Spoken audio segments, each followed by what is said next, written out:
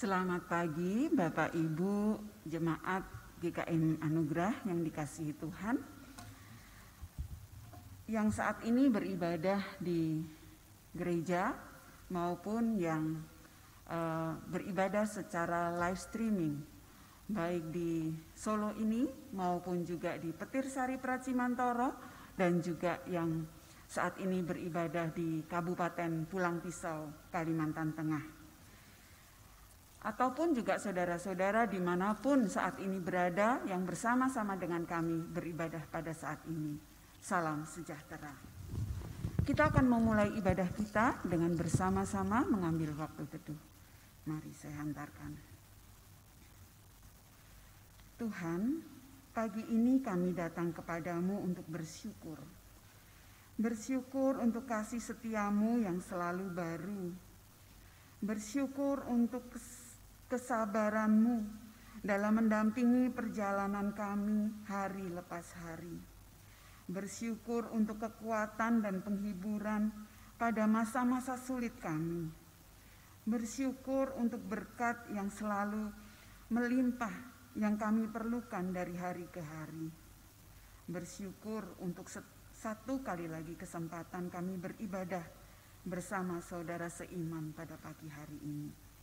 Sungguh ya Tuhan, kami sangat bersyukur untuk semua dan segala sesuatu yang Tuhan izinkan terjadi dalam hidup kami.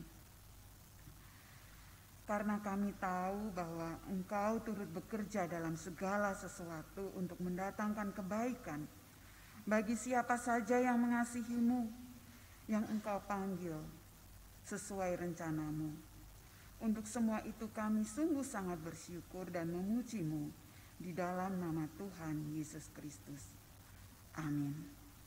Mari jemaat yang dikasihi Tuhan, dengan berdiri kita akan menaikkan pujian, memuji Tuhan Allah kita, Allah Tritunggal yang saat ini hadir di tengah-tengah kita. Mari kita sembah Dia, Allah sumber berkat yang telah melepas bebaskan kita dari kuasa dosa dan yang terus menyertai kita dari waktu ke waktu oleh Roh Kudus-Nya. Kita pujikan bersama Allah Bapa hadir.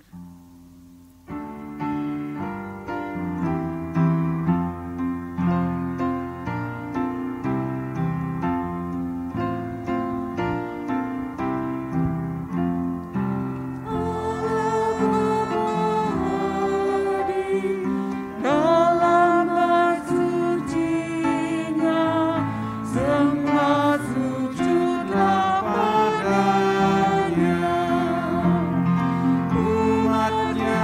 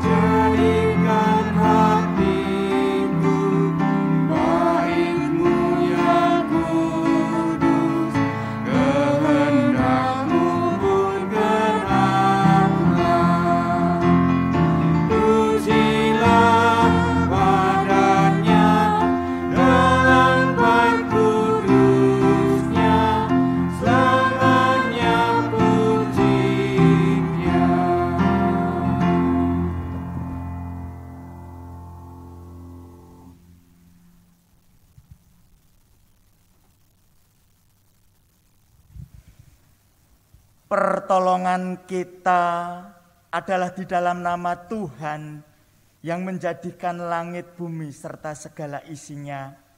Dan Tuhan Sang Pencipta itu adalah Tuhan yang sangat setia dalam hidup kita dari dahulu, sekarang, bahkan sampai selama-lamanya. Turunlah atas saudara sekalian anugerah dan damai sejahtera dari Allah Bapa dan Tuhan kita Yesus Kristus, serta di dalam persekutuan dengan Allah Roh Kudus. Amin.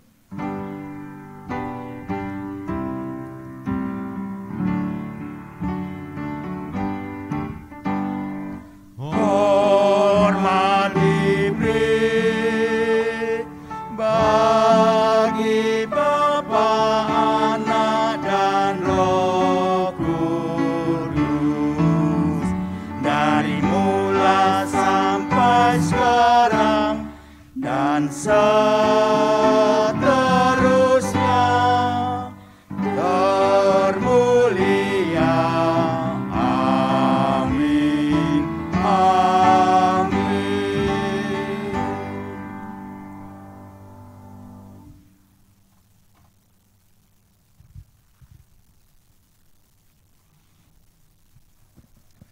Dosa adalah pikiran, ucapan, dan tindakan melawan Tuhan dan firman-Nya. Melalui Nabi Amos, Tuhan berfirman, "Carilah Tuhan, maka kamu akan hidup. Carilah yang baik dan jangan yang jahat, supaya kamu hidup." Mari kita melihat, memeriksa diri kita. Bahkan ketika kita akan berangkat beribadah pada saat ini, siapa yang akan kita cari?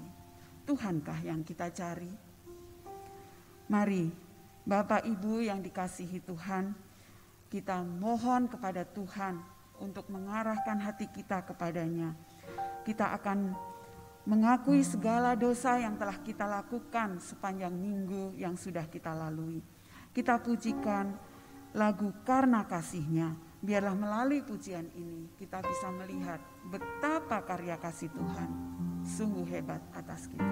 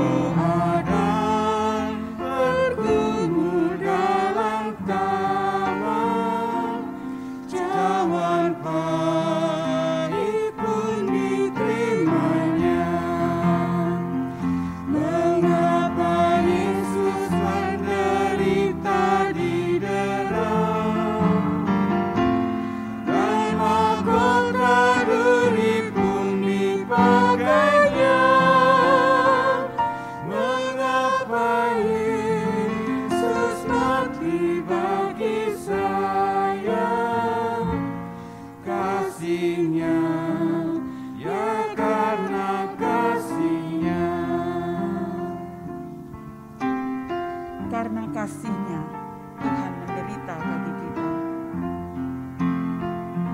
Mengapa Yesus mau pegang tanganku bila ku di jalan tersesat? Mengapa Yesus beriku kekuatan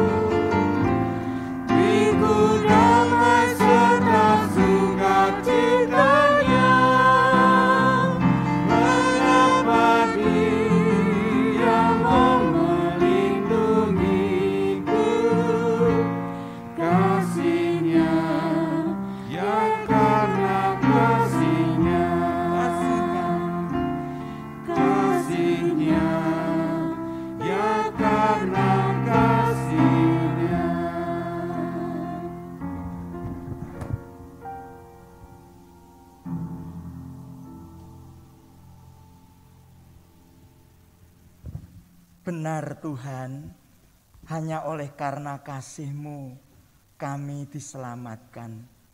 Hanya karena kasih-Mu Engkau naik di atas kayu salib untuk menebus segala dosa dan kesalahan kami.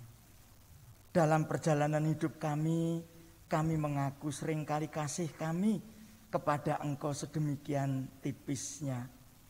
Kami seringkali lebih menghargai berkat daripada sumber berkat itu. Kami lebih menghargai bentuk-bentuk pertolongan-Mu daripada sumber pertolongan, yaitu Dikau Allah yang mengasihi kami.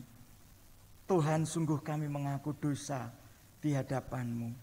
Dan terus condongkan hati kami Tuhan untuk melekat kepada Engkau. Terima kasih karena ketika kami mengaku dosa, Tuhan mengampuni kami, menyucikan dosa pelanggaran kami. Bahkan Tuhan melayakkan kami untuk bisa melanjutkan ibadah pada pagi hari ini. Memuji, memuliakan Dikau. Terima kasih. Terpujilah Engkau demi nama Tuhan Yesus Allah yang besar. Kami bersyukur, kami bermohon. Amin. Berita anugerah diambil dari Mazmur 51 ayat yang ke-17. Demikian firman Tuhan. Korban bagi Allah adalah hati yang remuk redam. Hati yang tunduk dan bertobat tidak kau tolak. Mazmur 51 ayat yang ke-17. Kita akan memberikan salam di antara kita dan dipersilahkan untuk kembali duduk.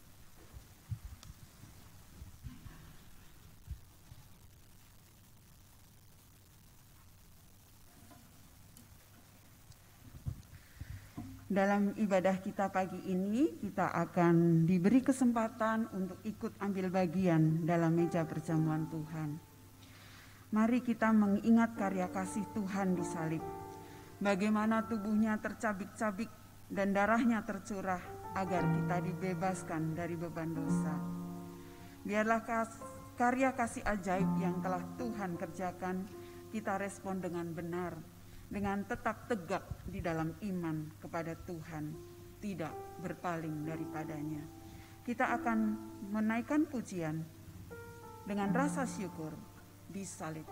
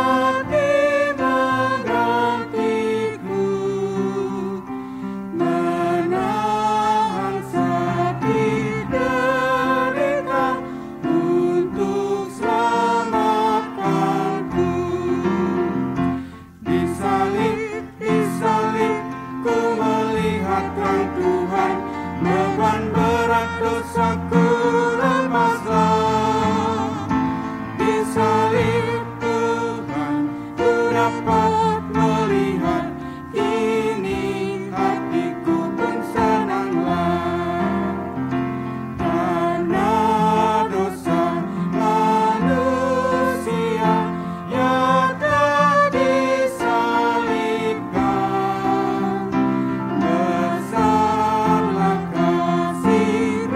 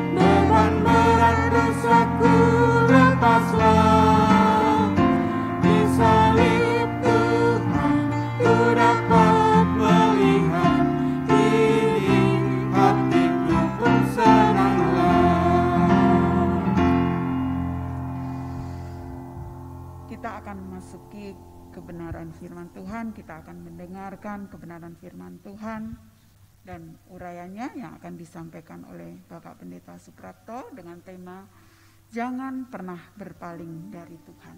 Kita akan menyambut kebenaran firman Tuhan dengan menaikkan pujian, Selain Kau tiada yang lain.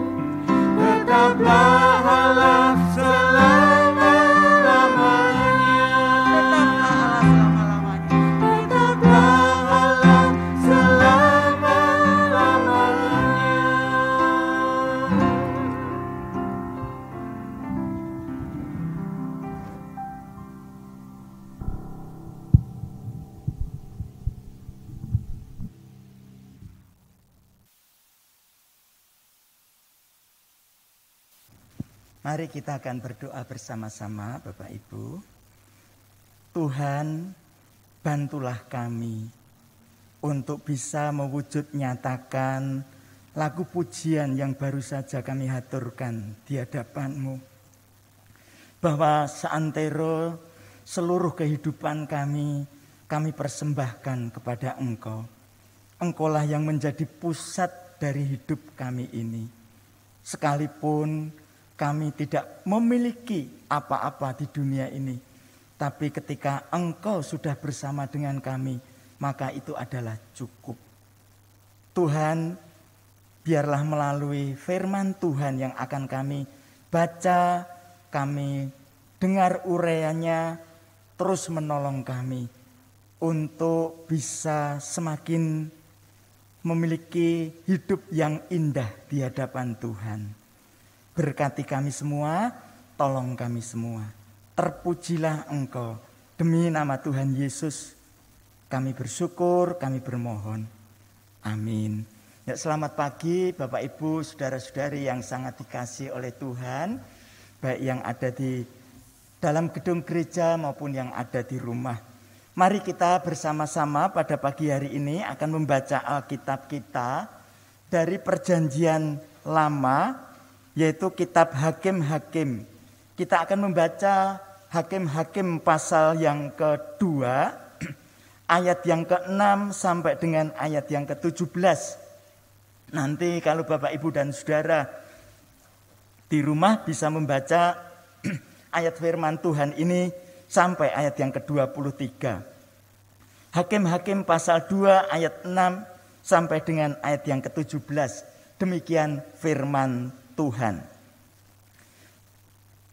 Lembaga Alkitab Indonesia memberikan judul perikop ini, orang Israel menyembah berhala pada zaman Hakim-Hakim. Setelah Yosua melepas bangsa itu pergi, maka pergilah orang Israel itu, masing-masing ke milik pusakanya untuk memiliki negeri itu. Dan bangsa itu beribadah kepada Tuhan sepanjang zaman Yosua dan sepanjang zaman para tua-tua yang hidup lebih lama daripada Yosua, dan yang telah melihat segenap perbuatan yang besar yang dilakukan Tuhan bagi orang Israel. Dan Yosua bin Nun, hamba Tuhan itu mati pada umur 110 tahun. Ia dikuburkan di daerah milik pusakanya di Timnat Heres di pegunungan Efraim di sebelah utara Gunung Gaas. Ayat yang ke-10. Setelah seluruh angkatan itu dikumpulkan kepada nenek moyangnya, bangkitlah sesudah mereka itu angkatan yang lain yang tidak mengenal Tuhan ataupun perbuatan yang dilakukannya bagi orang Israel. Lalu orang Israel melakukan apa yang jahat di mata Tuhan, dan mereka beribadah kepada para Baal. Mereka meninggalkan Tuhan Allah nenek moyang mereka yang telah membawa mereka keluar dari tanah Mesir, lalu mengikuti Allah lain dari antara Allah bangsa-bangsa di sekeliling mereka, dan sujud menyembah kepadanya, sehingga mereka menyakiti hati Tuhan. Demikianlah mereka meninggalkan Tuhan dan beribadah kepada Baal dan para Asitoret. Maka bangkitlah murka Tuhan terhadap orang Israel. Ia menyerahkan mereka ke dalam tangan perampok dan menjual mereka kepada musuh di sekeliling mereka, sehingga mereka tidak sanggup lagi menghadapi musuh mereka. Setiap kali mereka maju, tangan Tuhan melawan mereka dan mendatangkan malapetaka kepada mereka, sesuai dengan apa yang telah diperingatkan kepada mereka oleh Tuhan dengan sumpah, sehingga mereka sangat terdesak. Maka Tuhan membangkitkan hakim-hakim yang menyelamatkan mereka dari tangan perampok itu. Tetapi juga para hakim itu tidak mereka hiraukan, karena mereka berzinah dengan mengikuti Allah lain dan sujud menyembah kepadanya. Mereka segera menyimpang dari jalan yang ditempuh oleh nenek moyangnya yang mendengarkan perintah Tuhan. Mereka melakukan yang tidak patut. Sedemikian jauh pembacaan firman Tuhan, Bapak Ibu dan Saudara. Tentunya yang berbahagia ialah mereka yang memperhatikan firman Tuhan secara seksama, mohon pertolongan Allah Roh Kudus supaya firman Tuhan itu terinternalisasi di dalam hidup kita dan kita lakukan di dalam keseharian. Kalau kita memperhatikan Bapak Ibu dan Saudara yang saya kasih dalam Tuhan, banyak berita-berita mengerikan di sekitar kita yang kita dengar. Tentunya juga ada berita-berita yang baik, tetapi berita-berita mengerikan itu contohnya wabah COVID yang belum selesai. Dan akibat wabah COVID yang belum selesai ini menimbulkan keterpurukan kepada perekonomian dunia. Kemudian kita mendengar juga berkuasanya kelompok-kelompok tertentu dengan paham-paham yang tidak baik di dalam suatu negara, menjadi pemimpin-pemimpin negara. Atau kita mendengar lagi berita semakin tercemarnya udara, tercemarnya air, sehingga kita hidup di lingkungan yang tidak sehat. Betul Bapak Ibu dan Saudara yang saya kasih dalam Tuhan, berita-berita buruk itu menyedihkan kita. Tetapi pernahkah kita menjadi sedih, menjadi berpikir dengan lebih keras lagi ketika kita mendengar atau ketika kita menyaksikan orang-orang yang kita kasihi, orang-orang yang ada di sekitar kita terpuruk di dalam kerohaniannya. Terpuruk di dalam kerohaniannya, mundur secara spiritual, mundur secara rohani.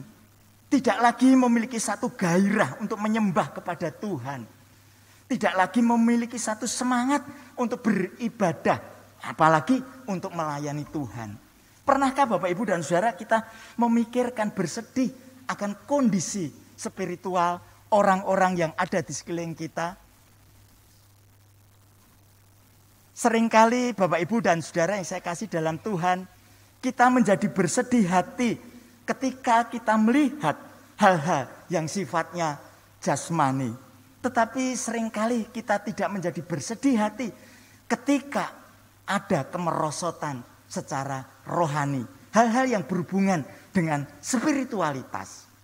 Maka dari itu Bapak Ibu dan Saudara, melalui Hakim-Hakim pasal yang kedua, ayat yang ke-6 sampai dengan ayat yang ke-23, sebenarnya mulai dari ayat yang pertama, kita diajak untuk jangan pernah berpaling dari Tuhan. Kita mengetahui Bapak Ibu dan Saudara yang saya kasih dalam Tuhan, pada waktu itu bangsa Israel yang dipimpin oleh Yosua sudah masuk ke tanah perjanjian. Sudah masuk ke tanah perjanjian. Kemudian Allah mengulang kembali perjanjiannya itu kepada umatnya, bahwa dia adalah Allah yang setia. Kalau nanti Bapak Ibu dan Saudara memperhatikan ayat 1 sampai dengan ayat yang ke-6. Kasih Tuhan itu tidak pernah membiarkan orang yang dikasihinya, pihak yang dikasihinya itu tenggelam di dalam kekeliruan. Oleh sebab itu oleh karena Tuhan mengasihi umat, maka Tuhan tidak mau umatnya itu hancur. Maka dari itu atau umatnya mengalami kemunduran, kemerosotan secara rohani. Oleh sebab itu Tuhan mengingatkan umatnya. Sekali lagi mengingatkan umatnya agar berpaut kepada Tuhan. Agar tidak berpaling kepada Tuhan. Agar terus-menerus hidup melekat dengan Tuhan. Itu Bapak Ibu dan Saudara. Ketika Tuhan menjelaskan kasih setianya, apa yang sudah diperbuatnya, orang Israel pada masa itu menjadi sadar seolah-olah ditelanjangi hidupnya, ditelanjangi dosa-dosanya, dan mereka mengaku di hadapan Tuhan. Mereka menangis. Ayat yang keempat. Setelah malaikat Tuhan mengucapkan firman itu, firman peringatan kepada seluruh Israel, menangislah bangsa itu dengan keras. Menangislah bangsa itu dengan keras. Ada pertobatan. Bapak Ibu dan Saudara, sesuatu kabar yang menggembirakan. Mereka bertobat. Tetapi Bapak Ibu dan Saudara yang saya kasih dalam Tuhan, ketika kita membaca kelanjutannya dari cerita ini, merupakan sesuatu yang cukup menyedihkan. Melalui Hakim-Hakim pasal yang kedua ayat 6 sampai dengan ayat yang ke-17, ini apa sebenarnya yang ingin katakan kepada kita? Tuhan ingin mengatakan Bapak Ibu dan Saudara, bahwa Allah yang penuh kasih tidak menginginkan kita berpaling darinya. Ya, tidak berpaling darinya seperti yang dialami oleh generasi berikutnya dari Yosua itu. Jika kita berpaling, Dia yang penuh kasih akan membawa kepada kita dengan caranya sendiri. Kalau kita memperhatikan Bapak Ibu dan Saudara yang saya kasih dalam Tuhan, sesungguhnya Hakim-Hakim pasal 2 ayat 1 sampai dengan ayat yang ke-23 ini merupakan satu ringkasan. Ringkasan yang padat, ringkasan yang begitu jelas menggambarkan seluruh proses perjalanan bangsa Israel itu. Atau dengan kata lain, sesungguhnya kisah di dalam Hakim-Hakim ini sudah tercermin di dalam pasal 2 ayat 1 sampai dengan ayat yang ke-23 ini. Allah yang penuh kasih itu tidak menginginkan umatnya termasuk kita berpaling darinya. Jika kita berpaling, umatnya berpaling itu, maka Dia yang penuh kasih itu akan membawa kembali umatnya itu kepada Dia dengan caranya. Dengan caranya seperti apa? Kalau kita melihat penghukuman itu, penghukuman demi penghukuman Tuhan kerjakan di dalam umatnya itu. Dan sangat menyedihkan sekali apa yang dialami oleh umatnya ini yang tidak taat, yang berpaling dari Tuhan. Jadi polanya Bapak Ibu dan Saudara selalu sama, berdosa. Kemudian mereka mengalami mengalami kesulitan, ditawan, mereka mengalami perhambaan, kemudian mereka bertobat. Setelah bertobat mereka mengalami keselamatan. Setelah mengalami keselamatan nanti mereka kembali berdosa. Ketika nanti mereka berdosa, mereka mengalami penghukuman. Ketika mengalami penghukuman, mereka bertobat. Kemudian mereka diselamatkan, berdosa. Demikian terus menerus yang terjadi. Bapak, Ibu, dan Saudara yang saya kasih dalam Tuhan, firman Tuhan begitu jelas memberikan gambaran kepada kita. Setelah zaman Yosua dan setara dengan orang-orang yang seumur dengan dia meninggal, ayat yang ke-10, setelah seluruh angkatan itu, angkatannya Yosua, dikumpulkan kepada nenek moyangnya. Istilah dikumpulkan kepada nenek moyangnya artinya meninggal. Bangkitlah sesudah mereka itu angkatan yang lain yang tidak mengenal Tuhan ataupun perbuatan yang dilakukan bagi orang Israel. Betulkah mereka tidak mengenal Tuhan? Bapak, Ibu, dan Saudara, kata tidak mengenal Tuhan. Tuhan di situ adalah Yahweh. Satu-satunya Tuhan yang hidup, yang disembah oleh orang Israel. Tidak mengenal Tuhan di sini artinya menandakan ketidakpercayaan daripada ketidaktahuan. Sebenarnya ini bukannya tidak tahu, mereka tahu, tetapi sesungguhnya kata ini lebih berbicara menandakan ketidakpercayaan daripada ketidaktahuan. Jadi setelah Yosua meninggal kemudian muncul generasi baru, generasi penerus, Bapak, Ibu, dan Saudara yang saya kasih dalam Tuhan, generasi baru yang muncul yang tidak percaya Tuhan. Apa sebabnya? Generasi ini menjadi tidak percaya Tuhan. Beberapa penafsir mengatakan, Bapak, Ibu, dan Saudara, paling tidak ada 2 penyebabnya.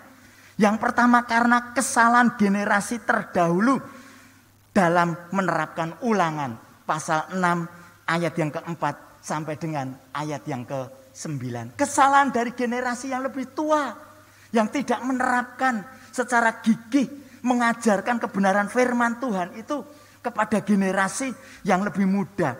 Mereka tidak mengajarkan berulang-ulang. Mereka tidak membicarakan firman Tuhan itu. Mereka tidak mengikatkan perjanjian Tuhan itu. Dan mereka tidak menuliskannya. Tidak memberikan tanda-tanda di dalam firman Tuhan itu di dalam kehidupan mereka. Ini, Bapak, Ibu, dan Saudara yang saya kasih di dalam Tuhan. Ada kelalaian dari generasi yang lebih tua untuk mengajar, untuk mendidik, untuk menerapkan Ulangan pasal yang ke-6 ayat yang ke-4 sampai dengan ayat yang ke-9. Tetapi Bapak, Ibu, dan Saudara yang saya kasih dalam Tuhan, generasi ini menganggap kesalahannya, juga generasi ini menganggap ringan atau enteng karya Tuhan di masa lampau. Bapak, Ibu, dan Saudara yang saya kasih dalam Tuhan, meskipun orang tua gagal untuk menerapkan Ulangan pasal 6 ayat 4 sampai dengan ayat yang ke-9. Generasi yang muncul ini, Bapak, Ibu, dan Saudara yang tidak percaya kepada Tuhan. Dan akhirnya menerima. Meskipun ada kesalahan, kegagalan dari generasi yang lebih tua. Tetapi generasi yang baru ini oleh karena kesalahannya juga mendapatkan hukuman. Hukuman itu tidak ditimpakan kepada generasi yang tua saja, tetapi juga kepada generasi yang salah ini, generasi yang baru ini. Mereka menganggap remeh, menganggap ringan karya Tuhan di masa lampau. Bapak, Ibu, dan Saudara yang saya kasih dalam Tuhan, kalau saya perhatikan menarik sekali dalam bagian ini. Mereka disebut sebagai umat Tuhan. Generasi yang baru ini mereka tetap masih disebut sebagai generasi umat Tuhan. Mereka termasuk umat Tuhan. Mereka diperhitungkan sebagai umat Tuhan. Tetapi menolak mengakui kebaikan Tuhan dan menyembah berhala. Kalau kita memperhatikan ayat-ayat yang kita baca sampai dengan ayat yang ke-23, Bapak, Ibu, dan Saudara. Sebenarnya mereka berhubungan dengan sikap hati. Generasi yang baru ini, Bapak, Ibu, dan Saudara, tidak mengakui kebaikan Tuhan. Bahwa Tuhan itu sudah berlaku begitu baik terhadap nenek moyangnya. yang membawa mereka keluar dari tanah Mesir untuk sampai kepada tanah perjanjian ini. Yang mereka dengan mata kepala sendiri menyaksikan dan menikmati tanah perjanjian itu. Tetapi mereka tidak mengakui kebaikan itu. Bahkan mereka menyembah berhala. Berhala apa? Kalau kita membaca ayat-ayat yang ada, Bapak Ibu dan Saudara, Baal dan Asitoret. Baal itu merupakan dewa badai dan hujan yang berhubungan dengan pertanian. Mereka merasa bahwa selama ini kalau kehidupan mereka tercukupi secara makan, minum, tempat tinggal, berada dalam keadaan aman itu oleh karena dewa-dewa Baal. Dewa-dewa Baal dan juga Asitoret, dewa cinta, dewa perang dan kesuburan yang memberikan kemakmuran kepada mereka. Bapak Ibu dan Saudara, menyembah berhala. Mereka menyembah berhala. Menyembah berhala berarti menolak tanggung jawabnya untuk menyembah kepada Tuhan. Mereka terang-terangan, kalau kita membaca tadi ayat-ayat tadi dari Hakim-Hakim pasal 2 ayat 6 sampai dengan ayat yang ke-17 tadi, mereka secara terang-terangan, Bapak Ibu dan Saudara, menolak tanggung jawabnya untuk menyembah kepada Tuhan. Seharusnya mereka bertanggung jawab untuk menyembah kepada Tuhan yang sudah sedemikian baik di dalam hidup mereka itu. Bapak Ibu dan Saudara yang saya kasih dalam Tuhan, ketika mereka tidak mau menyembah Tuhan, mereka melanggar hukum yang pertama dan hukum yang kedua dari Dasatitah itu. Jangan ada padamu Allah lain di hadapanku. Jangan membuat bagimu patung yang menyerupai apapun. Menolak menyembah Tuhan yang seharusnya disembah. Bapak Ibu dan Saudara, coba nanti periksa baik-baik ya di rumah ya. Dari ayat 11 sampai dengan ayat yang ke-13. 3 ayat itu Bapak Ibu dan Saudara. Maaf kalau saya boleh menggunakan bahasa saya sendiri. Kejengkelan, amarah Tuhan kepada umatnya itu ya dinyatakan di dalam 8 pernyataan yang mengerikan Bapak Ibu dan Saudara. Ya. Kejengkelan, kemarahan Tuhan, murka Tuhan kepada umatnya yang tidak lagi menghargai karyanya, kemudian menyembah kepada dewa-dewa, menyembah kepada Baal, tidak mengutamakan Tuhan itu Bapak Ibu dan Saudara. Dikalimatkan dengan 8 kalimat yang cukup mengerikan. Melakukan apa yang jahat, mereka disebut melakukan apa yang jahat. Mereka beribadah kepada Baal, meninggalkan Tuhan Allah nenek moyang mereka, mengikuti Allah lain dari antara bangsa-bangsa, sujud menyembah Allah lain, menyakiti hati Tuhan, meninggalkan Tuhan, bersandar kepada Baal dan Asitoret. Menyakiti hati Tuhan disebutkan di sana. Bapak Ibu dan Saudara, kalau kita melihat dari seluruh perjanjian lama, hanya 3 kali kata menyakiti hati Tuhan itu muncul. Dan semuanya berhubungan dengan apa? Penyembahan berhala. Penyembahan berhala. Ini yang dilakukan oleh generasi yang baru tadi. Seharusnya Bapak Ibu dan Saudara yang saya kasih dalam Tuhan, generasi yang muncul sesudah Yosua dan kita seharusnya menyembah Allah. Menyembah Allah itu apa? Menyembah adalah ketika kita memuliakan Tuhan karena mengakui siapa Dia itu. Siapa Dia itu? Siapa Tuhan itu? Dan mengakui apa yang telah diperbuatnya di dalam hidup kita ini. Di dalam hidup kita ini. Bapak Ibu dan Saudara yang saya kasih dalam Tuhan, jangan berpaling kepada Tuhan. Secara khusus jangan menyembah Allah lain. Jadikan Tuhan itu yang utama di dalam perjalanan hidup saya Bapak Ibu dan Saudara. Ketika kita didorong untuk menyembah Tuhan, mari kita mengingat siapa Allah itu, siapa Tuhan itu, dan apa yang sudah dikerjakannya di dalam kehidupan kita. Bapak Ibu dan Saudara yang saya kasih dalam Tuhan, pertanyaan klasik yang seringkali muncul berbunyi demikian. Kalau Allah hanya ingin disembah, satu-satunya Allah yang ingin disembah, Tuhan Yahweh itu, berarti Allah itu adalah Allah yang egois. Segala sesuatunya maunya berpusat kepada dirinya sendiri. Semuanya maunya berpusat kepada dirinya sendiri. Tidak boleh. manusia itu mencintai yang lainnya kecuali Tuhan yang menyatakan dirinya di dalam pribadi Tuhan Yesus Kristus itu. Seringkali muncul pertanyaan demikian. Bukankah demikian Allahnya orang Kristen itu adalah orang yang egois? Ya, satu pribadi yang egois, satu pribadi yang hanya berpusat kepada dirinya sendiri. Bapak, Ibu, dan Saudara, pendapat itu merupakan satu pendapat yang keliru. Bukan demikian. Tuhan adalah Allah yang memang layak untuk disembah. Karena apa? Karena dialah yang merancang. Karena dialah yang memiliki. Karena dialah yang menggerakkan seluruh alam semesta ini. Satu-satunya pribadi yang layak untuk disembah adalah Tuhan Yahweh. Tuhannya bangsa Israel. Tuhannya Allahnya Abraham, Ishak, dan Yakub. Tetapi Tuhan yang menyatakan dirinya di dalam pribadi Tuhan Yesus Kristus, juru selamatku dan juru selamat Bapak Ibu Saudara sekalian. Jadi Bapak Ibu dan Saudara, kalau ada pertanyaan mengapa semuanya berfokus kepada Tuhan? Mengapa hanya Tuhan dan Tuhan yang menjadi pusat perhatian? Apakah ini berarti Tuhan itu egois? Semuanya itu berpusat kepada Dia, maunya diperhatikan? Tidak. Karena Bapak Ibu dan Saudara, karena segala sesuatu yang ada telah dirancang, telah diciptakan, dimiliki dan digerakkan, dijalankan oleh Dia yang memang layak untuk menerima pujian. Maka dari itu Bapak Ibu dan Saudara, penyembahan berhala merupakan sesuatu yang serius sekali di hadapan Tuhan. Merupakan sesuatu yang sangat penting sekali di hadapan Tuhan. Oleh sebab itu seringkali muncul di dalam Alkitab kata Tuhan cemburu. Tuhan cemburu merupakan satu bahasa personifikasi. Ya, bahasa personifikasi dimanusiakan seperti perasaan manusia. Tuhan cemburu. Apa artinya Tuhan cemburu itu? Tuhan cemburu artinya Tuhan tidak mau diduakan, apalagi ditigakan, apalagi diempatkan. Bukan karena merasa tidak aman, tetapi karena Ia sedemikian mengasihi kita.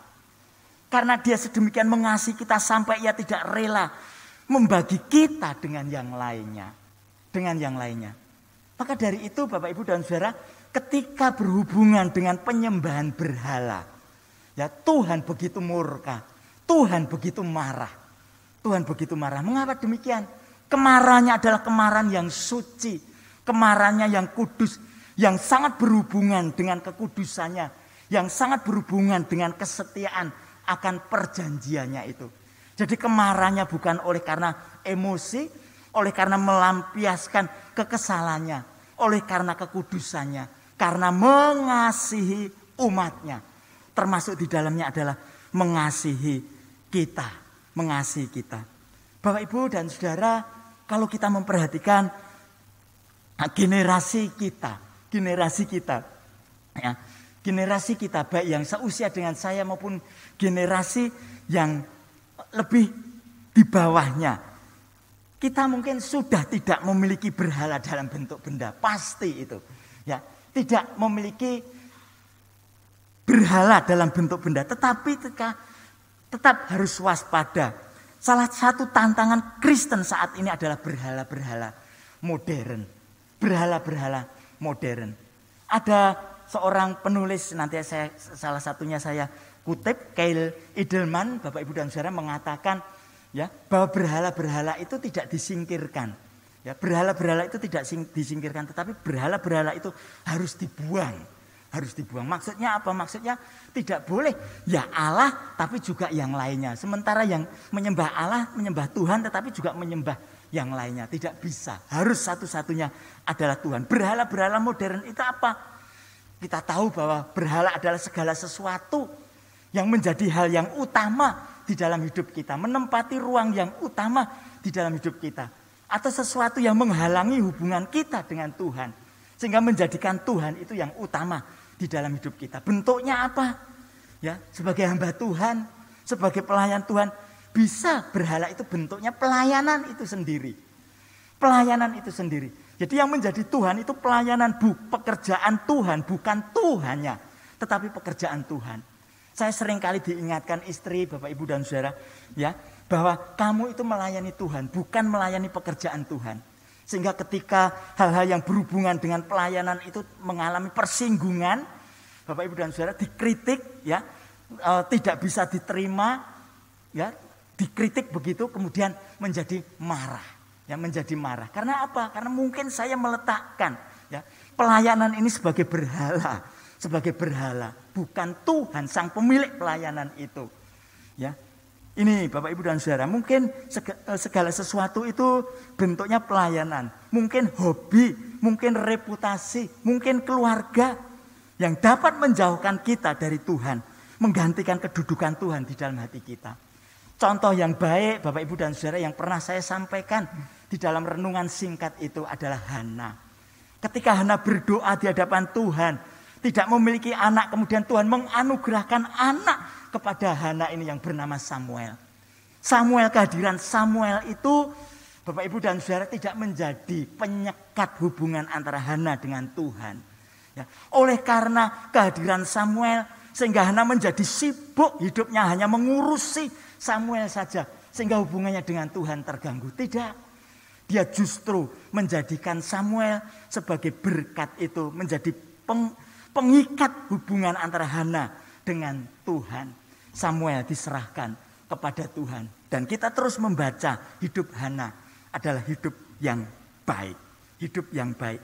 Bapak Ibu, dalam realita kenyataan kehidupan keseharian kita bisa terjebak seperti itu. Ya, berbagai maaf kalau saya harus menyampaikan, ya, berbagai macam alasan yang bisa dikeluarkan. Ya, beribadah ketika anak-anak masih kecil dengan berbagai macam alasan. Bapak Ibu dan Saudara tidak bisa datang beribadah kepada Tuhan karena harus mengurus anak. Nanti anak bertumbuh dewasa ada alasannya lagi. Anak bertumbuh dewasa ada alasannya lagi. Tidak mau beribadah kepada Tuhan. Salah satu contohnya anak menjadi penyekat hubungan antara kita dengan Tuhan. Bukan menjadi pengikat antara kita dengan Tuhan. Saya akan memberikan beberapa contoh saja. 2 contoh saja Bapak Ibu dan Saudara. Allah kecil, Tuhan kecil. Berhala itu apa? Yang pertama Bapak Ibu dan Saudara adalah Allah hiburan. Allah hiburan. Di tengah-tengah masa pandemi semacam ini, di tengah-tengah begitu maraknya teknologi yang sedemikian memikat Bapak Ibu dan Saudara, Allah hiburan. Dalam hal ini bukan berarti kita tidak boleh Bapak Ibu dan Saudara. Bukannya kita tidak boleh, ya, bukannya kita tidak boleh menikmati hiburan itu, bukannya itu, saya tidak berbicara tidak boleh menikmati hiburan, bukannya seperti itu. Tetapi Bapak Ibu dan Saudara, periksa hati, apakah hiburan itu sudah menjadi berhala di dalam hidup kita? Orang Kristen rela menghabiskan waktunya berjam-jam untuk apa? Untuk bermain game. Berjam-jam untuk apa? Nonton hiburan. Berjam-jam untuk apa? Menyalurkan hobi. Berjam-jam apa? Untuk bekerja tanpa henti. Itu mungkin yang menjadi berhala adalah hiburan. Sekali lagi bukan tidak boleh menikmati hiburan, tetapi memeriksa hati. John Piper menuliskan indah sekali Bapak Ibu dan Saudara. Saya ketika membaca ini, wah, kok dia cerdas sekali memberikan satu kalimat yang sangat menarik. Beliau mengatakan salah satu kegunaan besar dari Twitter dan Facebook adalah, ya tentunya ketika adalah bagian belakangnya itu kita tutup, kita akan berpikir ya, alat komunikasi yang baik. Mungkin ini ditulis 20 tahun yang lalu ya. Kalau sekarang mungkin ditambahi WA, YouTube dan yang lain-lainnya ya. Program-program yang baru itu. Salah satu kegunaan besar dari Twitter dan Facebook adalah untuk alat komunikasi, bisa menambah pengetahuan, bla bla bla bla bla, gitu ya. Tetapi kemudian dia membelokkan sehubungan dengan perkara rohani. Justru untuk membuktikan bahwa di akhir zaman ini orang tidak berdoa bukan karena mereka tidak punya waktu. Ya, John Piper mengatakan demikian. Tidak punya waktu untuk berdoa, mungkin juga bukan berdoa, tetapi juga beribadah, juga berkomunikasi dengan Tuhan, membaca firman Tuhan, tetapi bukan hanya membaca, merenungkannya secara lebih mendalam, berkontemplasi, ya, memikirkan secara lebih mendalam kebenaran firman Tuhan ini apa. Seringkali Bapak Ibu dan Saudara harus kita akui kita hidup di dalam dunia yang sibuk. Mungkin badan kita bisa beristirahat berdiam diri. Tetapi hati pikiran kita tidak terkonsentrasi kepada Tuhan. Memikirkan hal-hal yang lain. Kita harus hati-hati Bapak Ibu dan Saudara akan hal ini. Ya, Allah hiburan. Kemudian apa? Yang bagian yang kedua-dua saja yang akan saya sampaikan. Allah kesuksesan. Harus kita akui Bapak Ibu dan Saudara yang saya kasih dalam Tuhan. Dunia mengukur kesuksesan dengan seberapa besar kekayaan. Seberapa besar kekuasaan yang dimiliki. Seberapa besar kepandaian. Saya tidak mengatakan bahwa kesuksesan itu salah. Tidak. Ya, orang Kristen boleh sukses. Tetapi sekali lagi kembali kepada hati. Siapa yang mengerti hati itu? Ya hanya kita dan Tuhan. Hanya kita di hadapan Tuhan. Apakah lurus atau tidak. Kesuksesan seringkali diukur dengan kekayaan, dengan kekuasaan, dengan kepandaian, dengan hal-hal yang lainnya. Pengaruh dan yang lain-lainnya. Tetapi Kyle Idleman mengatakan, Bapak Ibu dan Saudara, kita hidup untuk melayaninya, mengenalnya dan menyenangkan hatinya. Itulah bagaimana kita mendefinisikan kesuksesan. Bapak Ibu dan Saudara, kalau hal ini kita sampaikan kepada orang dunia, akan ditertawakan kita Bapak Ibu dan Saudara. Definisi apa itu? Definisi apa? Tetapi Bapak Ibu dan Saudara, ini adalah kebenaran yang diambil dari kebenaran firman Tuhan, yang disarikan dari kebenaran firman Tuhan itu. Hidup kita adalah hidup yang sukses jika kita apa? Bisa melayani Tuhan, bisa mengenalnya dengan lebih baik, bisa lebih menyenangkan hatinya, hati Tuhan. Hidup berkenan di hadapan Tuhan. Itulah hidup yang sukses. Bapak Ibu dan Saudara yang saya kasih dalam Tuhan, itu prinsip-prinsip yang penting. Oleh sebab itu apa yang bisa kita kerjakan? Penerapan apa yang bisa kita kerjakan? Mari yang pertama mengusahakan menjadi teladan. Tidak ada yang sempurna. Tidak ada yang sempurna dalam hidup kita, termasuk hamba Tuhan, termasuk pendeta yang berdiri di mimbar ini, Bapak Ibu dan Saudara, penuh dengan cacat celah, karakter-karakter yang buruk. Tetapi paling tidak ada suatu tekad, ada suatu kerinduan, ada satu gairah untuk menerapkan menjadi pelaku firman Tuhan, sehingga ada bagian-bagian di dalam hidup kita ini yang bisa dinikmati oleh orang-orang yang ada di sekeliling kita. Khususnya generasi-generasi muda yang ada di bawah kita. Mengusahakan menjadi teladan. Bapak Ibu dan Saudara, untuk generasi muda, bagaimana menjadi teladan hidup berbeda dengan cara dunia ini. Hidup berbeda dengan cara dunia ini. Apakah gampang? Tidak. Sulit. Seringkali Bapak Ibu dan Saudara, dunia mewarnai hidup kita daripada kita mewarnai dunia. Atau sebaliknya juga. Ya, dunia mewarnai gereja daripada gereja mewarnai dunia.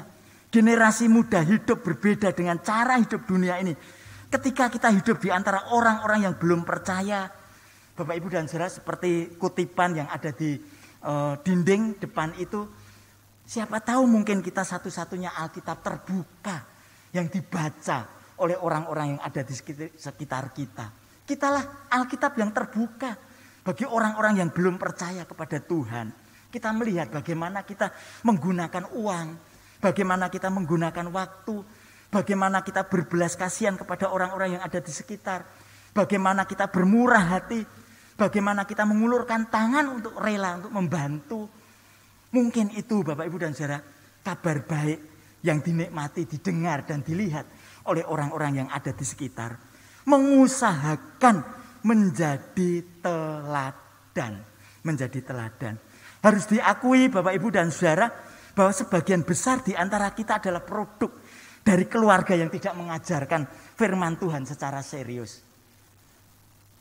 Ketika mengikuti Kompak Bapak Ibu dan Saudara, ya, Kompak yang sangat baik, program Kompak itu, ya, seringkali apa yang diajarkan ketika saya berpikir kepada diri saya sendiri, ini tidak dilakukan oleh orang tua saya. Ya, salah satu contohnya untuk menunjukkan ekspresi kasih, ya.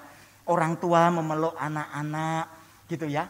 Orang tua menggendong anak-anak, orang tua mengasihi dengan mengekspresikan gerakan ya kepada anak-anak itu. Saya pikir boro-boro waktu saya kecil begitu ya. Saya gelundungan, saya dibiarkan saja. Pokoknya ayah ibu saya tahu mereka mengasihi, tapi mereka yang penting bisa memberikan makan, ya bisa sekolah gitu. Yang enggak ngurus hal-hal yang sifatnya rohani, yang rohani. Betul Bapak Ibu dan Saudara. Harus kita akui sekali lagi bahwa sebagian besar di antara kita adalah produk keluarga yang tidak mengajarkan firman Tuhan secara serius. Namun ketika kita tahu, mari kita putus rantai itu. Kita mulai saat ini di dalam keluarga kita masing-masing. Keluarga kita masing-masing. Bapak Ibu dan Saudara yang saya kasih dalam Tuhan, bagian yang kedua yang bisa diterapkan, mengajarkan kebenaran firman Tuhan. Survei membuktikan Bapak Ibu dan Saudara ya, baik dari bilangan riset center ya maupun survei-survei yang lain, bahwa keluarga merupakan peran yang cukup penting untuk memenangkan anak-anak itu, memenangkan anggota keluarganya. Maka dari itu mengajarkan kebenaran firman Tuhan, memberikan dorongan mengajarkan firman Tuhan melalui apa? Melalui kebaktian keluarga. Mungkin bisa dilakukan 1 bulan 1 kali kebaktian keluarga. Lebih sering lebih baik. Tapi kalau pun tidak bisa, 1 bulan 1 kali di awal bulan bersama-sama berlutut di hadapan Tuhan, mensyukuri apa yang telah Tuhan kerjakan selama 1 bulan yang sudah berlangsung. Kemudian menyerahkan 1 bulan yang akan dihadapi itu kepada Tuhan. Melalui kebaktian keluarga, kebenaran firman Tuhan disampaikan melalui kebaktian kategorial di gereja. Ya, khususnya untuk sekolah minggu belum bisa kita kerjakan, menunggu sampai anak-anak SD memperoleh vaksinasi ya, memperoleh vaksinasi. Tetapi Bapak Ibu dan Saudara, kalau kebaktian kategorial untuk pra remaja, untuk pemuda, kemudian untuk muda dewasa yang sudah mulai dibuka tentunya dengan menerapkan protokol kesehatan dengan ketat, Bapak Ibu dan Saudara dikerjakan. Mengikuti ceramah-ceramah, semuanya apa? Mengajarkan kebenaran firman Tuhan itu. Mengajarkan kebenaran firman Tuhan. Kemudian apa? Kemudian ini yang tidak kalah pentingnya. Mendoakan. Mendoakan. Bapak Ibu dan Saudara, kita tidak mungkin mengubah hati manusia. Hanya Tuhan yang bisa mengubah hati manusia. Oleh sebab itu mohon kemurahan Tuhan agar Roh Kudus menjamah hati generasi penerus untuk memiliki kerinduan rohani.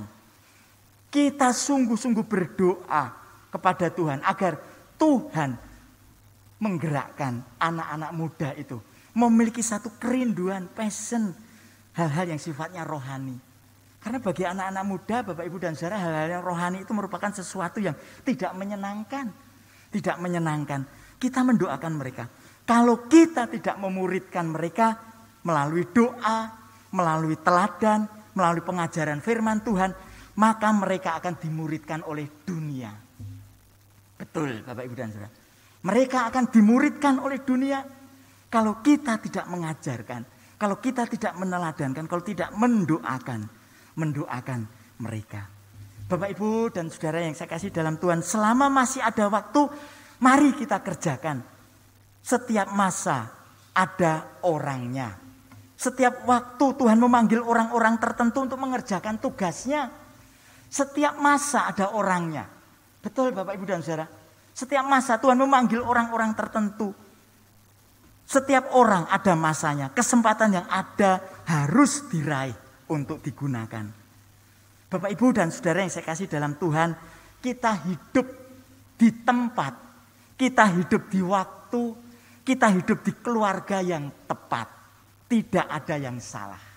Sekali lagi, kita hidup di tempat, kita hidup di waktu, kita hidup di dalam keluarga yang tepat. Tidak ada yang salah. Tuhan memanggil kita untuk mengerjakan tanggung jawab kita.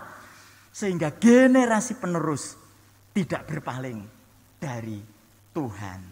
Tidak berpaling dari Tuhan. Bayangkan Bapak Ibu dan Saudara, jika generasi penerus itu berpaling dari Tuhan, maka tongkat estafet kepemimpinan gereja akan terputus di sana. Tentunya ini tidak kita kehendaki. Yang kita kehendaki adalah Tuhan di dalam anugerah dan kemurahannya terus mendirikan gerejanya di tempat ini dengan tongkat estafet yang terus berkesinambungan. Tidak ada generasi yang berpaling dari Tuhan. Mari kita berdoa bersama-sama.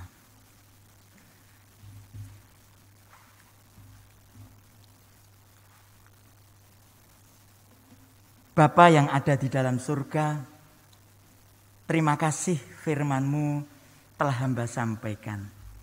Kiranya Allah Roh Kudus berkarya lebih lanjut di dalam hati kami masing-masing. Memberikan kelembutan hati kepada kami. Sehingga kami boleh mendapatkan berkat dari firman-Mu itu. Kami simpan, kami lakukan di dalam kehidupan keseharian kami. Kerinduan kami ya Tuhan, bahwa di tengah-tengah umat-Mu di tempat ini ya Tuhan, tidak ada yang berpaling dari Engkau. Tetap memandang Engkau apapun yang sedang kami alami. Terima kasih, terpujilah Engkau demi nama Tuhan Yesus. Amin. Ya. Bapak Ibu, saudara-saudari yang sangat dikasihi Tuhan, saat ini kita akan menghadap meja perjamuan Tuhan untuk mengikuti perjamuan kudus. Kita yakin, kita percaya bahwa perjamuan kudus akan menjadi kekuatan, akan menjadi berkat bagi kita kalau kita meresponi, menanggapinya secara benar. Oleh sebab itu, Bapak, Ibu, dan Saudara yang saya kasih dalam Tuhan, mari kita bersama-sama pada pagi hari ini mempersiapkan hati kita masuk di dalam perjamuan kudus. Kita akan naikkan satu pujian, bawalah aku Yesus dekat ke salib-Mu.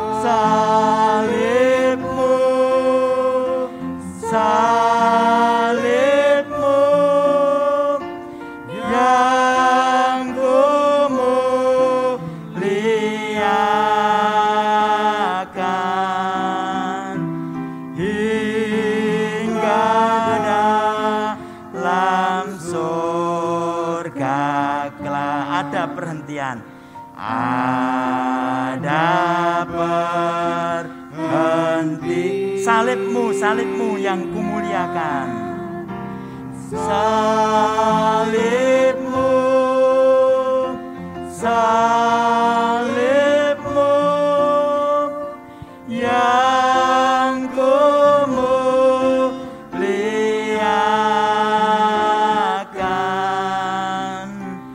hingga dalam surga.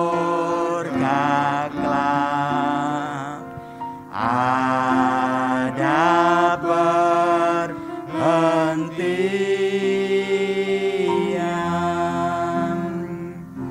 Bapak, Ibu, saudara-saudari jemaat yang sangat dikasihi Tuhan, sesuai dengan kebenaran firman Tuhan, kita percaya bahwa perjamuan akan menjadi kekuatan dan akan menjadi berkat bagi kita. Sebab itu mari pada pagi hari ini kita akan memeriksa diri kita masing-masing. Kita berhadapan dengan Tuhan secara pribadi. Mari kita menyadari dosa-dosa kita. Mari kita mengaku dosa-dosa kita itu.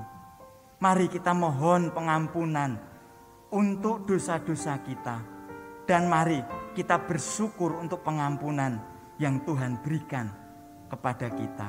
Mari saya mengundang Bapak, Ibu, dan Saudara untuk menyediakan waktu berdoa, memeriksa diri di hadapannya.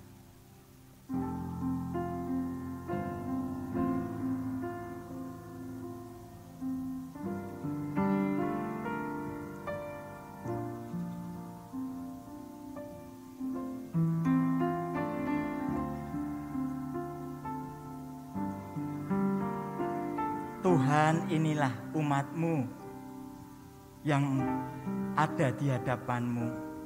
Kami mengaku dosa di hadapan-Mu. Seringkali kami tidak mengutamakan Engkau di dalam hidup kami. Yang sesungguhnya Engkau sudah sangat mengasihi kami. Seringkali kami menduakan Engkau dengan banyak hal yang kami anggap penting, yang kami pikir utama. Tuhan, ampuni kami. Tuhan, sucikan kami. Dan layakkan kami, Tuhan, untuk mengikuti perjamuan kudus pada pagi hari ini. Terpujilah Engkau demi nama Tuhan Yesus. Amin. Mari kita naikkan bait yang kedua, imanku yang terkecil. Sementara majelis yang bertugas maju ke depan untuk mempersiapkan meja perjamuan Tuhan. Imanku yang terkecil, Tuhan tak tinggalkan.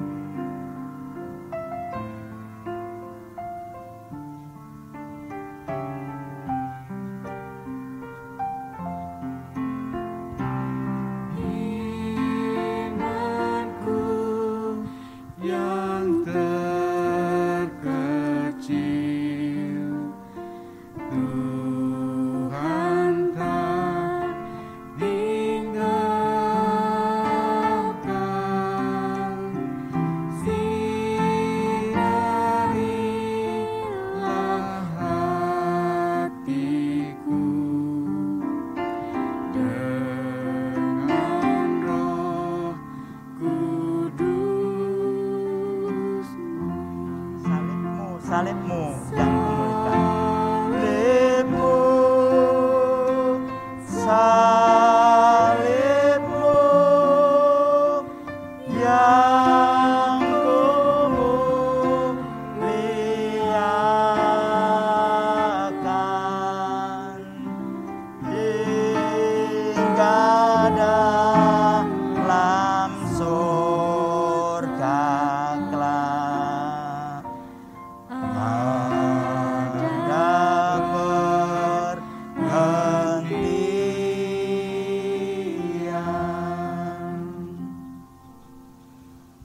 Saudara-saudara yang sangat dikasihi Tuhan, marilah kita mengingat pada malam waktu Tuhan Yesus diserahkan, Tuhan Yesus mengambil roti. Kemudian Tuhan Yesus mengucap syukur atasnya. Kemudian memecah-mecahkannya dan berkata, inilah tubuhku yang diserahkan bagi kamu. Perbuatlah untuk menjadi peringatan akan daku. Roti dan anggur akan dibagikan bagi Bapak Ibu saudara-saudari yang telah dibaptis dan telah disidi dan hatinya siap untuk menerima perjamuan. Dipersilahkan untuk mengambil dengan rasa hormat berdiri, kemudian duduk dan berdoa. Bagi Bapak Ibu dan saudara-saudari yang belum dibaptis dan belum disidi, tidak diperkenan untuk mengambil perjamuan kudus pada pagi hari ini.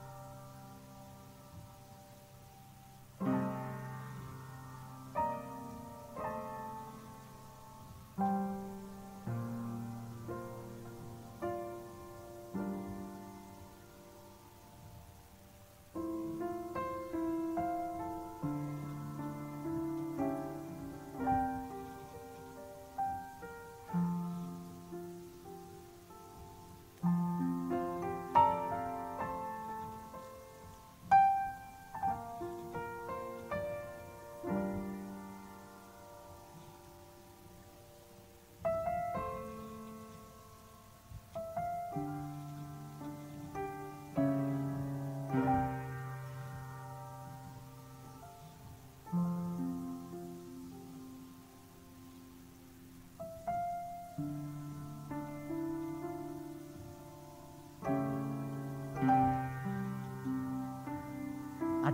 di antara Bapak Ibu Saudara-saudari yang belum menerima roti dan anggur perjamuan?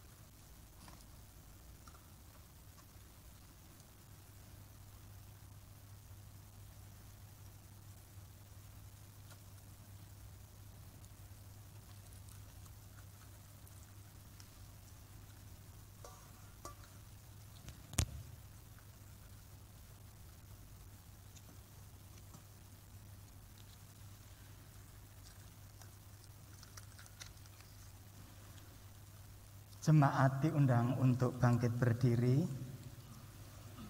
Mari kita angkat roti tinggi di atas kepala kita. Mari kita makan bersama-sama sambil bersyukur di hadapan Tuhan.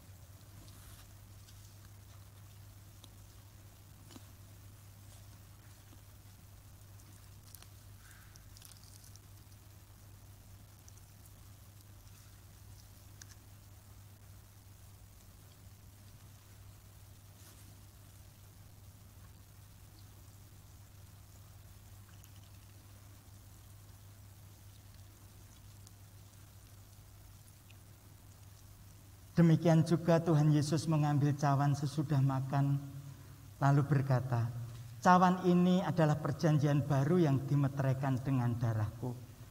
Perbuatlah ini setiap kali kamu meminumnya menjadi peringatan akan daku. Sebab setiap kali kamu makan roti ini dan minum cawan ini, kamu memberitakan kematian Tuhan sampai Ia datang." Mari kita angkat tinggi cawan di atas kepala kita. Mari kita minum bersama-sama sambil bersyukur di hadapan Tuhan.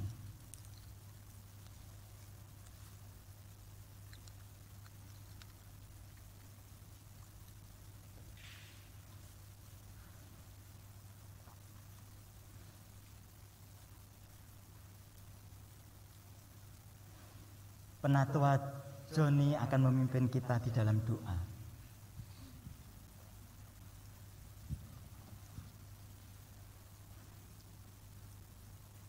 Tuhan, sudah sekian lama kami gereja Tuhan tidak mengadakan sakramen perjamuan kudus. Dan pada pagi hari ini, pada kesempatan ini, kalau kami melihat level sudah semakin menurun, kami dengan bersuka cita menyambutnya dan mengadakan sakramen pada hari ini.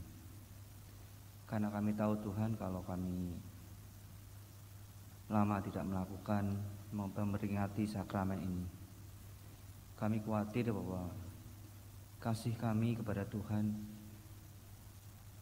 kasih dari Golgota itu semakin hambar dalam hidup kami. Pengorbanan Tuhan semakin hambar kami rasakan dalam hidup kami.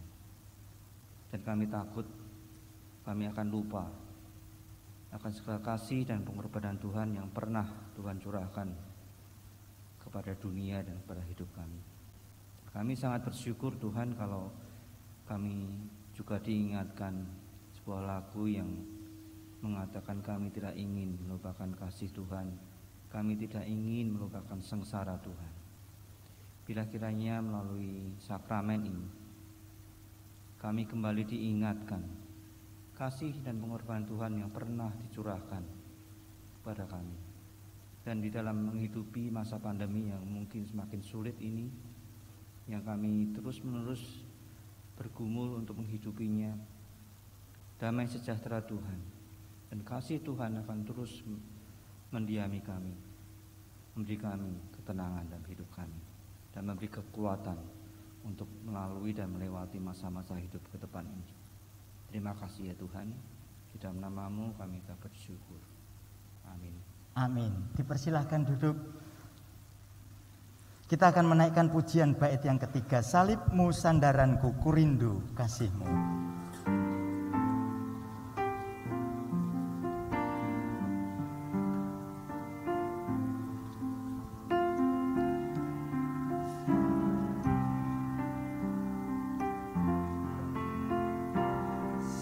Salibmu sandaranku,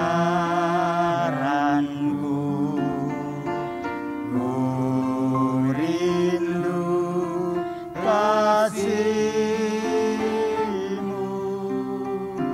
Selama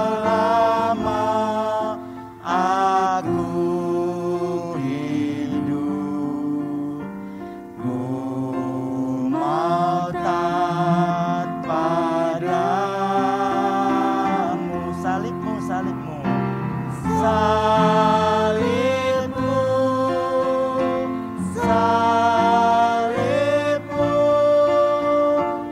yang kumuliakan hingga dalam surga kelak ada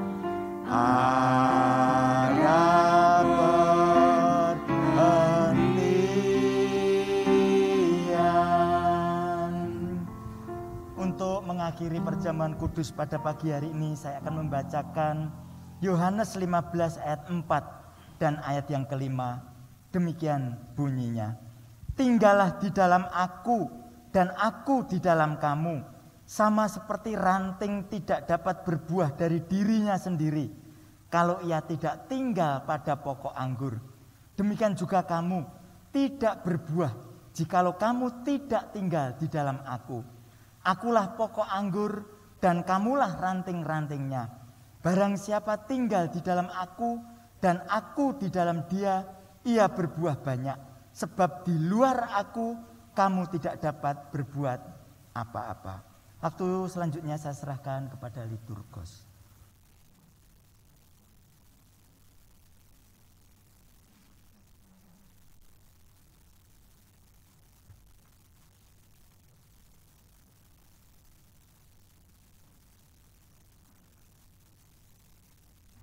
Jemaat diundang berdiri.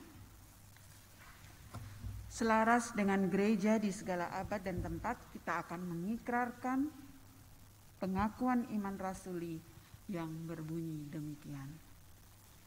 Aku percaya kepada Allah, Bapa yang Maha Kuasa, Khalik langit dan bumi, dan kepada Yesus Kristus, anaknya yang tunggal Tuhan kita, yang dikandung dari Roh Kudus, lahir dari anak darah Maria, yang menderita sengsara di bawah pemerintahan Pontius Pilatus, disalibkan, mati dan dikuburkan, turun ke dalam kerajaan maut.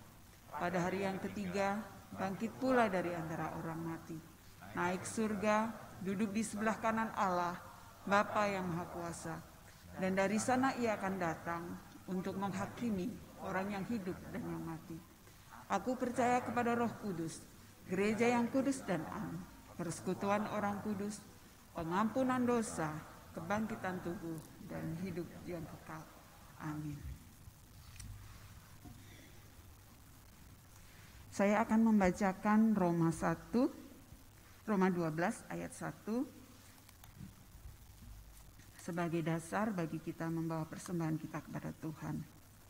Karena itu saudara-saudara, oleh kemurahan Allah, aku menasihatkan kamu supaya kamu mempersembahkan tubuhmu sebagai persembahan yang hidup, yang kudus, dan yang berkenan kepada Allah. Itulah ibadahmu yang sejati. Saudara-saudara, demi kemurahan Allah, biarlah kita sungguh boleh mempersembahkan tubuh kita bagi kemuliaan Tuhan. Kita akan membawa persembahan kita kepada Tuhan yang sudah kita persiapkan dengan menaikkan pujian kasih yang ajaib.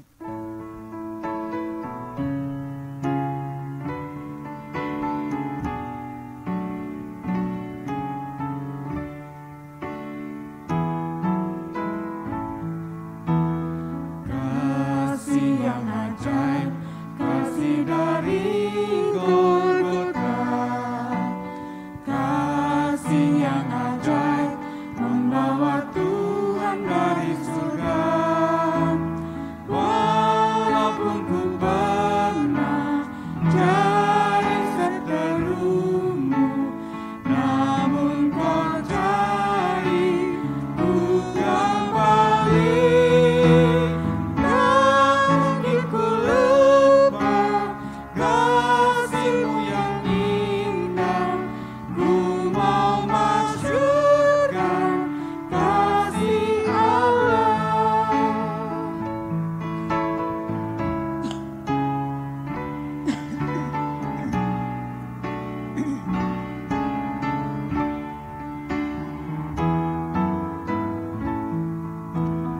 Berkat yang ajaib, berkat dari Tuhanku.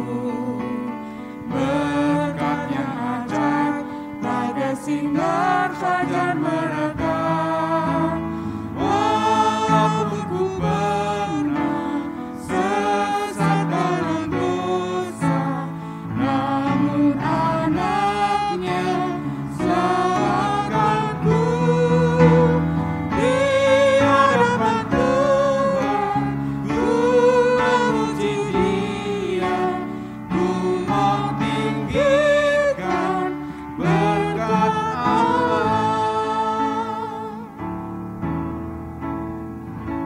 Mari kita membawa persembahan kita kepada Tuhan. Tuhan, jika kami mengingat kasih karya kasih ajaib-Mu, sesungguhnya apa yang kami persembahkan kepadamu, bahkan jika kami mempersembahkan seutuhnya hidup kami, itu tidaklah sebanding dengan kasih-Mu. Tuhan, tetapi oleh karena kesetiaan-Mu, Engkau menolong kami untuk memberanikan diri, membawa persembahan kami kepadamu. Kiranya Engkau berkenan menyucikan dan menjadikannya alat bagi pewartaan kasih-Mu melalui gereja-Mu di tempat ini. Terima kasih Tuhan, pakailah anak-anak-Mu yang telah Engkau tunjuk untuk menata layan persembahan ini, agar boleh menjadi alat Tuhan untuk boleh mengembangkan pekerjaan Tuhan bagi kemuliaan nama Tuhan. Dalam nama Tuhan Yesus Kristus kami berdoa. Amin. Kita akan membawa satu doa syafaat. Dengan semakin membaiknya keadaan, doakan agar gereja-gereja di seluruh wilayah tanah air dapat mempersiapkan diri mengadakan kebaktian tatap muka dengan baik. Dan agar umat Tuhan merespon kebaktian tatap muka dengan hadir di gereja dan tetap menerapkan protokol kesehatan dengan disiplin. Mari kita bersama-sama berdoa. Tuhan yang penuh belas kasihan, Allah yang berlimpah kasih setia, kami bersyukur untuk pengalaman hampir 2 tahun ini. Kami bersama-sama dengan Tuhan melewati masa sulit, hidup bersama dengan pandemi COVID-19. Dalam ketakutan, kengerian, kecemasan, dan juga ketidakmengertian, bahkan ketidakpastian, kami sungguh bersyukur ya Tuhan jika Engkau tidak pernah meninggalkan kami. Tuhan, kami saat ini hendak bersyukur jika kondisi dunia ini semakin membaik dan kondisi Indonesia pun juga terus berangsur-angsur membaik. Kami bersyukur untuk itu ya Tuhan. Kiranya hal ini membuat kami makin melekat erat kepadamu ya Allah. Tolonglah kami sebagai gereja Tuhan agar kami sungguh-sungguh pada saat ini boleh mempersiapkan diri untuk mengadakan ibadah tatap muka. Karena bagaimanapun ya Tuhan, Kau mengetahui kami perlu untuk bersama-sama bersekutu dengan saudara kami seiman, saling menguatkan, saling meneguhkan, saling menegur, dan saling membangun bersama-sama. Mari ya Tuhan, kiranya Engkau juga menolong umat Tuhan untuk merespon kesempatan yang baik ini, untuk beribadah di gereja-Mu dengan tetap secara disiplin menerapkan protokol kesehatan, tidak sembrono, sehingga kondisi bangsa kami boleh terus makin membaik dan kami terus boleh dipulihkan. Kembali kami dapat belajar, dapat bekerja dan berkarya secara produktif. Terima kasih Tuhan. Demi nama Tuhan Yesus Kristus kami berdoa. Amin. Doksologi.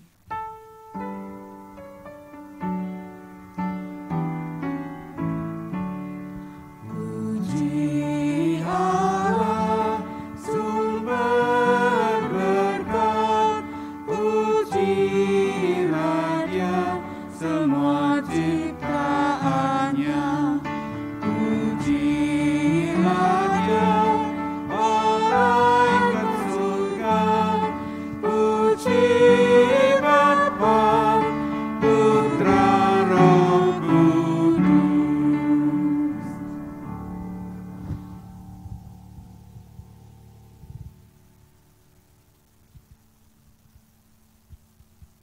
Jemaat yang sangat dikasihi Tuhan, marilah kita melanjutkan perjalanan hidup kita dan terimalah berkat Tuhan.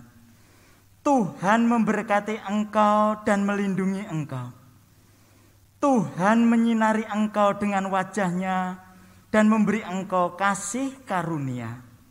Tuhan menghadapkan wajah-Nya kepadamu dan memberi engkau damai sejahtera dari sekarang sampai selama-lamanya. Amin. Amin.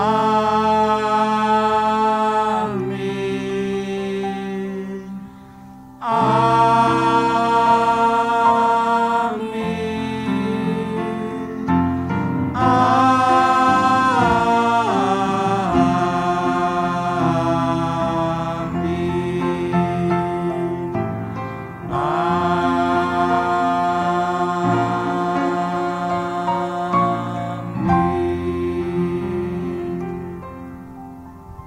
Silahkan duduk, silahkan mengambil waktu teduh.